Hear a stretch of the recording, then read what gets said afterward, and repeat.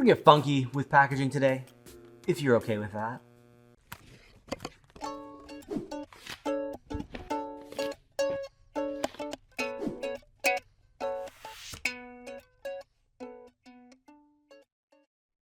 So maybe you collect something. I don't know. Maybe you collect parking tickets or pocket lint. I don't know, and I'm not here to judge. But there are a lot of people out there that collect toys. It's probably one of the most popular collected categories. Obviously, we got baseball cards and coins and dolls and things like that. But there's a massive industry of toy collectors. And when a brand is able to come out and build themselves a collector base, it's highly sought after. Obviously, a big deal if they can get people that really want their products.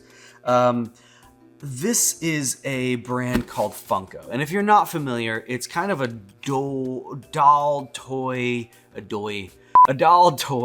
kind of hybrid product that they're licensed with who knows how many different movie franchises or characters or things like that.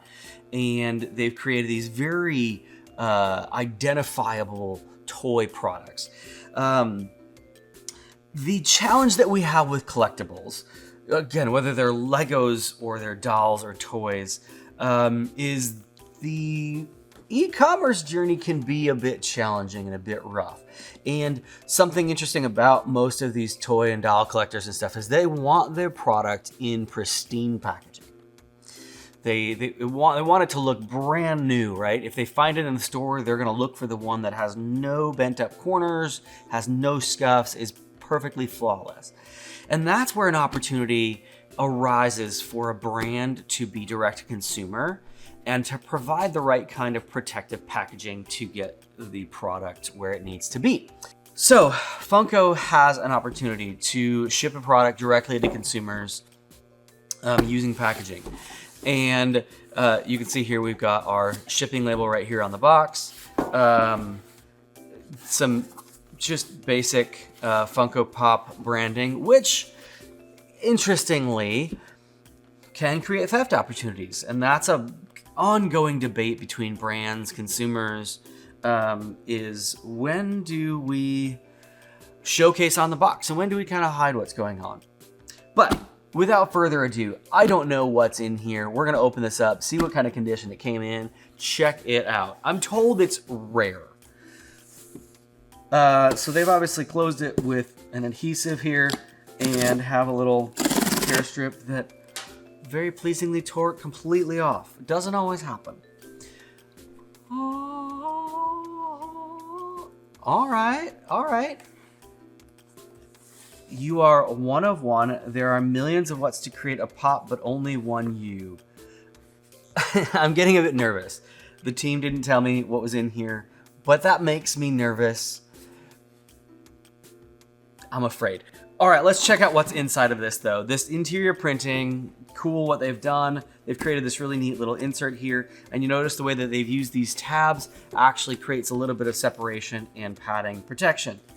And it's actually a full wrapped insert. With a pretty neat structure. All right. By the way, we've used these tabs in a number of applications, and you'll notice that they can be made larger or smaller for the different size products. So they're fun application. All right. That's what I was worried about. The team has apparently had a Funko doll of me made. Yep, 100%. Pop yourself. We're gonna take this out and check it out. So yeah, if you're familiar with these toys, oh, look at that. There's even a Head of Curiosity label on there. This is more about the transit packaging. This product arrived in perfect, pristine condition. Not all scuffed up, not all dented up. Everything's great. Didn't know what was inside. Let's take a look at a couple of things they've done. So they've done what we call late stage differentiation in a couple of ways, just by quick glance here. The product, the box itself is generic, right? It's you are one of one. Any character that gets created gets put inside this. They've titled it with a digital sticker. So there's an adhesive sticker that's applied to the front of this. I'm not going to pick at it, but a clear sticker that's applied here that says Head of Curiosity, which is my official title here. Then on the back, they've done, actually it may be room for another sticker with what's your message. I originally thought that that was a area that they were doing some digital print on, and it may be, but they've created these opportunities to use a stock standard pack that they use for everybody, but do a little bit of customization / late stage differentiation on it with labeling, maybe digital printing, things like that. So I always love to see brands doing those things. Inside here we have a little 2-piece thermoform with that's impressive. This is a little character of Socket, if we can see here, my dog, and then they have me, which, I don't have any hair. I have a hat that fits on. I've got some colored glasses, a pair of drumsticks, a Gatorade bottle. Overall, that's pretty awesome. Not a review of the product, more the review of the package, but I'm impressed. Team, I didn't expect that. Well done. Yeah, again, this was a review about the packaging. I think they did a really great job of creating this protective, ownable pack that can get directly to consumers and get them collectible items without damage.